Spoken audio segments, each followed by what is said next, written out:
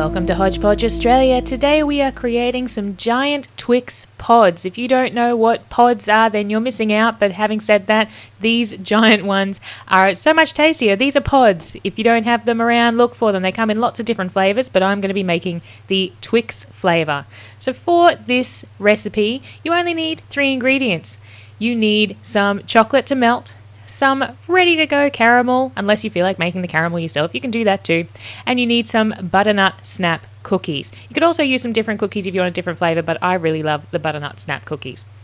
The first thing you need is a baking tray lined with some baking paper, and just lay some of your butternut cookies down on that tray. Preheat your oven to 180 degrees Celsius or 356 degrees Fahrenheit to be exact.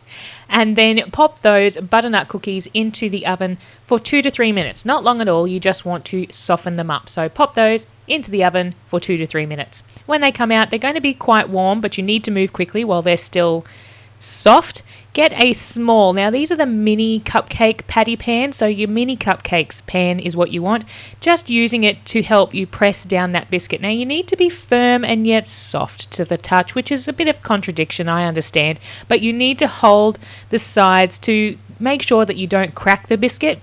As you're pushing it down into the well, you just want to make a small well in your biscuit.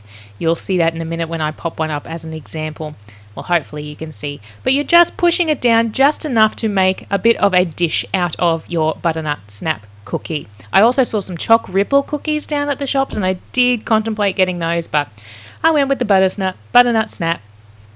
Next, get your caramel, which you have poured out of the tin and stirred vigorously to get it all to a nice smooth consistency, and simply using a couple of spoons, put some of that caramel into that well that you've made in the butternut snap cookies. That is a mouthful to say so many times. Goodness me, it's early for a Monday morning. Next, melt some chocolate in a Ziploc bag. Cut a good section off on the corner because you don't need a small little hole in that bag. You want a big piping tip, and then simply, as you can see that I am doing, swirl some chocolate over the top of that caramel. You don't need to let any of it cool or anything like that because it's all going to sit there nicely.